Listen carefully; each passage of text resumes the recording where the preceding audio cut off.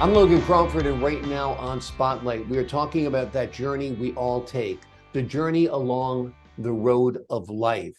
Anne Poole, an author, like the rest of us, has taken that journey as well, but she has taken the time to take a look back and write about what her life has been like and what brought her to this place. The name of the book is called Believe in Yourself. It's written by Anne Poole, and we'd like to thank her and the folks at Sweet Spire Literature Management for helping put Anne in the spotlight today. Anne, thank you so much for joining us. Thank you, Logan. I loved your book. For the folks at home, tell them a little bit what it's about. Okay, it's a little bit about my life journey, as you said, and some of the ups and downs that happen to most of us in life. And I decided that I'd learned so much about myself and I transformed myself from some difficult situations that I wanted to share that with others to make it easier for them. I did lots of courses, lots of self inner work. And I thought if I can share that with people all in one book, it just means that they can, for nothing other than the cost of the book and their time, be able to progress themselves in life. So I wanted to share that. And I Absolutely. actually had a Go ahead. I actually had a calling to write the book. So it was something that I just had to do. It was something that just occurred. I had actually found myself without a job. The company I was working for had been taken over, and they changed the base of the company to Sydney rather than Brisbane or further north, where I was living on the Sunshine Coast. And it just meant that my position became obsolete. So therefore I was retrenched. And it was kind of, what am I going to do with my life? And so I just had this big piece within me that this is an ideal time for me to start writing my book. Absolutely. You had the time, you had the opportunity, and sometimes it's like one of those big kicks in the butt that we get from life that makes us reflect back on our life. I mean, losing a position you didn't expect to lose, being without your job, all that is a tough time. It makes you think about the road you've been on. And I think you've really beautifully looked back and tried to piece together how you got where you were, the person you've become, and how to find happiness in this life that can be difficult at times. Yes, that's so true. Yes, definitely. Finding peace within myself and just finding love and love of myself, accepting each situation as it occurs. Because often we'll say, oh, why me? Why is this happening? Whereas I've learned that it's often better to just accept the situation and say, well, these are the choices that I've made, and this has got me to where I am now. And okay, so let's work with this choice that I've made. Let's move forward. And which I did on many occasions. Exactly, exactly. Part of your exploration was looking back at your relationship with your mother. Tell me about that. Yeah.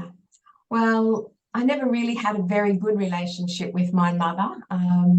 And when I was in my 50th year, I had this epiphany that I'd been rejected. And by this stage, my mum had died. And just before she died, I went to visit her at the hospital. And even then, I went to kiss her and she just turned her head away and wouldn't kiss me. And I'm just going all goosey now, just thinking about it. And I thought, oh my gosh, and so she just didn't reject me in death, as I thought then. As I reflected in my 50th year, I realized I'd been rejected all my life. And so it was a really hard thing to come to terms with. But as I wrote the book, it was quite cathartic in many, many ways. I thought I'd processed so much, but then all of a sudden, that last little piece with my mum came through. And I realized that she had a very difficult life. My dad died when I was really young. And so she was a widow in a time when there wasn't a lot of support and acknowledgement of a single parent. And I think at that stage, I was able to understand she did love me, but she didn't know how to love herself. So when you don't love yourself, it's very, very difficult to love someone else. So I came to an inner peace with all of that. But it was a long time coming, Yeah. working through. And I did some tools like fast writing and just some exercises that I have in the book just to help progress me, because that was important for myself. And lots of relationships we have, but I think our mother and our father relationships are some of the strongest ones in our life, because they actually help form our belief system. And some beliefs, that my mum used to say, well, children should be seen and not heard. And so I used to just sit there and never question anything. And I had a curiosity, but I wasn't able to explain that to other people. I didn't open my mouth and ask the question. My mind was going, woo! And so I can understand some of the beliefs that she imparted to me. And it's been quite cathartic doing the whole work, but I'm very much at peace. And I know that I was truly loved by her. It's just that in many ways, the relationship was just not good. Yeah, I mean, a lot of it also is generational. I mean, her mother probably treated her coldly. She treated you coldly. It's funny, even the words I think we're roughly about the same age. And your mother said to you, children are to be heard, seen and not heard. I heard that all the time growing up. And it wasn't beyond my mother to give me a crack across the face if she didn't like the expression I had or what I had done or what I had said. I mean, it's just almost how they were at that era. I mean, my mother was affectionate towards me, and we did have a good relationship, but that was despite, getting hit, getting slapped, getting insulted, it was kind of Yeah. a different way of the way we view children today. Yes, very much so. Yes. I do write about one incident in the book when my mum tried to strangle me, and that was pretty sobering and horrifying at the same time. And I was probably 18 or 19, 18 at the time. And that's abusive, but Yeah. she was at her wit's end. And like you say, Logan, it's really a generational thing. It's the beliefs that are passed down. And and I felt, yeah, I'm not going to do that with my sons. I'm going to be very different. And I think that's when you really realize that you've changed, and Mm. hey, I can't go on like this. This is not my belief. It's not serving me. It's not supporting me. So I let it go. And I certainly had to do a lot of work about the physical abuse. It took a long time before anyone who touched my throat, I just cringe. But I'm fine with it now. But it's a process. And it just takes a lot of time and perseverance to know that I want something better in my life. Right. And what happened doesn't actually define who I am, or, it's a cross to bear. I can break free of that. I really believe that. And so I did. Yeah. Yeah. Yeah, I think it's a great way of looking at it. And so many people don't put aside the hurts from childhood. I think you were wise to revisit them. I think you were wise to analyze it. And I think it was wise of you to forgive your mother and her shortcomings, because at one point in our lives, we become responsible for the person we've become. We had our 16 or 18 years with our parents, but now we've had another 20 years and then maybe another 20 years after that. And after a while, who we become is on us. I agree so totally about that comment, Logan. I certainly believe that we have the opportunity to change if we want to. And to Absolutely. really look at those beliefs that have been told to us. And some of them are very good. They form who we are, our character, our values. But there's other times when I think, yeah, I don't really believe this anymore. I might have as a child because I didn't have any other options. But Right. as an adult, I'm questioning and I'm thinking there has to be something better than this. And there is. Yep. Yeah. Absolutely. Tell me about your own children and what it was like, becoming a better parent. It's almost like being raised by an alcoholic where you decide not to drink. I decided never to insult my children because I was insulted a lot growing up because I didn't want to hurt them. Yes. So I think you either do the same or you do the opposite, I think a lot when dealing with these childhood traumas. Yes, yes, that's a great comment. I definitely was very different with my sons. I actually love them unconditionally, and they know that they can come to me with anything that they've done and we can discuss it. And many a time my sons have called me upset about a certain issue and we start talking about it. But as a parent, I certainly gave time to them and I didn't dismiss them. And I was affectionate. Yes, I certainly gave them hugs and cuddles and kisses and formed a really strong bond with my sons. And I believe as mothers too that, a lot of people say, men, this and men that. But I think as women and we're mothers, we need to make the changes with our own children to make them better people and to make them considerate of others. And I'm really proud to say I have two beautiful, loving sons who are in fabulous relationships with their wife and have children. And I can see my modelling has impacted them, how they're bringing up their daughters. And it's just so lovely to see. But I certainly was very aware of how was I going to bring up my sons. And certainly a lot of love and affection and communication and listening to them. Yeah, absolutely. How do you think you rewrite the scripts that are written for us in childhood?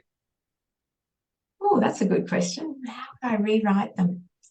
Oh, it's sometimes hard to know, Logan, because when we're young, what's going on in our head, we often cannot verbalize it. Mm-hmm. I just think as an adult, though, we need to think about, well, what will be the consequences? And I think it's the consequences. And every choice, every action has a consequence, be it good, bad, indifferent, but it has a consequence. Mm-hmm. And I think just listening to people and even to children, because often they have wise heads when they're very young. But I think unconditional love to me is one of the most important values, and just showing respect and helping them discover whoever they are, and just accepting that and helping them to accept themselves, no matter the situation. And I suppose communication is the big key. Yeah. Communication with children. It can be simple things that you speak to them about. It doesn't have to be in all the theory and the detail. It's just what they understand and progress it from there, because that communication develops and they then feel comfortable coming to you with whatever is happening in their life. Absolutely. And as far as you rewriting the scripts for yourself, I think self-communication, self-talk is so important for you to say, no, these were the thoughts and ideas and beliefs put in my head by my mom, but this is how my life actually is, and this is how I actually am, and this is how my life should be conducted. Yes, so true. In the book, I wrote about the emotional scales. And that was putting down the scales. Love is your highest one. That's when you're feeling powerful and joyful. And it's a really high vibration. Whereas when you talk about fear and you're feeling just powerless, that's a very low vibration. And just writing those, I had to really think, well, what are my values and what are the triggers for me? And I think there's about 19 of them in the book. But I had to sit with that and work through really the emotions and what is it that triggers me. And I found that a really good exercise for myself, and just working through, well, what are my triggers? But the scale of emotions, we all have them, whether we really have sat down and thought about it. But I think if you think about a situation that's really wonderful and you're passionate about it, your whole body is just alive and tingling. But then when you're in the depths, in the pit, when things are not going well and you're very fearful, you know that your vibration is really low. You can't do anything often because you're sort of in that depressed state. And all of us go through both those ranges. But it's just knowing, okay, I can move from here. And what is it that's causing it? And just looking at it. What are the triggers? What is the self-talk? What am I telling myself? How can I change this? And I think being positive, I'm a glass half full person. And so I'm always looking at the positive side of things. But that doesn't mean to say that I dismiss the negative. I have to look at it. I look at the spectrum. Not in every situation. I'm human. I race and think, oh, why did I say that? But I think it's just interesting that if we can just take a more balanced approach and look at it and work it through, we often feel better then. We can move forward. Absolutely. Now, your book, of course, is your life story and a look back and the resolution of different conflicts that you had during your upbringing, but it's also kind of a workbook. You have some practical exercises at the end of each chapter. Tell me a little bit about those. Yes, okay. So those, I call them action aces. And what I've done is summarize the chapter and putting in the salient points that will help you move forward. Maybe one of them could be just drinking water. A lot of us, we don't realize how much water we need to keep our bodies functioning. I start off talking about feeling unhealthy and gaining vitality, because to me that is, if we don't have our health, we don't have anything. So I've got little hints in there about maybe having first up having a cup of hot water with half a lemon squeezed in it. But then I've got other practical exercises in there about fast writing or about visualizations that might help move you forward. And I think one of the ones that I probably would love to share is about the breathing exercise, because often if we're feeling anxious, if we deep breathe, and it goes through it in there, in the book, it can really calm us and really still us. And we just focus on the breath only. And the more we do that, it really just helps take the chatter out of our head and we move forward. To me, it's one of the most simple exercises that I share with people. There's certainly about box breathing in there as well. If you're feeling anxiety, then you can definitely go through and do this. And it's amazing how it can calm you. And all of us at different times feel anxious. And I know in my coaching sessions with some of my clients, I often start, well, let's start with some breathing and just to get away from their busyness of life and just get them centered and still. And we just focus on the breath. And so when you breathe in through your nose, you hold it and then you breathe out through your mouth. And you're just watching that breath the whole time. And that, to me, is one of the most simple exercises people can do. And if you try it, you'll find that it's very, very calming. And if you repeat it about 3 or 4 times, then you've stilled your mind and you're ready to do whatever it is, be it at work or at home or a conversation that's a difficult one. Absolutely. You have to take care of yourself first before you can take care of others. So a lot of those tips that you give at the end of each chapter and exercises are about self-care. I mean, if you're not being relaxed, if you're not properly hydrated, if you're not breathing right, you can't be your best self. And that's what basically this is about, how you can be your best self. So I think it's a wonderful, wonderful guide. I also think the idea of deep breathing cannot be overstated, because particularly as you get older, you realize how essential it is to fill your airs fully with your lungs fully with air, and to, calm your heart rate, to lower your blood pressure, to find peace of mind. And you do find that with your deep breathing exercises. Absolutely. I'm so pleased you reinforce that. I think it's a wonderful thing to do. And another thing that's very simple that I have in my action aces is taking cold showers. And I know that you're in a colder climate right at the moment, and you might go, oh, but certainly having a cold shower just for 10 seconds, particularly on your forehead and at the back of the nape of the neck, can actually remove negativity, and it actually gets all the blood circulating in your body. And if you think about, well, when I went for a swim recently and I came out of the ocean or out of the swimming pool, how did I feel? You feel wonderful because that water's washed all over your body. That's what cold showers do for you as well. And I've just found if I'm feeling a bit down, I'll jump in the shower, have a cold shower, come back out, and I feel amazing. So again, it's another little technique, another hint to help people move forward in however they're feeling. Absolutely. The name of your book is Believe in Yourself. Why did you choose that as your title? Good question. So when I first started writing, I I actually called it A Life Transformed. That was what my manuscript was, because I thought I've transformed my life, so this is it. And I thought, oh, I'm going to write this book. So I thought, I can't really write a book. I've only written short articles. So I asked a couple of friends, would they help write the book and write a chapter about their transformation? And I found that I was spending 2 or 3 months actually talking to them, talking about, the copyright, the manuscript, who would make the final changes, the publishers and all of that. And I wasn't writing, I was doing all this liaising. And in the end, I spoke to a book publishing friend, and she said, well, just do it by yourself. And so I had to really believe in myself that I could write this book. So that's how the title came about. I had to believe that I could write the book, and I did, which I'm really pleased about. So that's where believe in yourself came through. And plus, I think just putting it out there, everyone wants to believe in themselves, because you're talking before, Logan, about that chatter that's in our head, that self-talk. And if we believe in ourselves, then we have that confidence to move forward. And that is what is so important in life, because what you focus on is what you actually attract. So if you're focusing on believing in myself, I can do it, you will do it.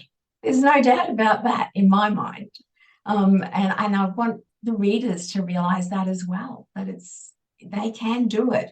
It may not happen overnight, because we're changing beliefs and different things about ourselves. So it takes consistency. It just takes practice in anything that you do. Absolutely. And you mentioned this briefly before, but visualization is an important tool, and you talk about it in your book.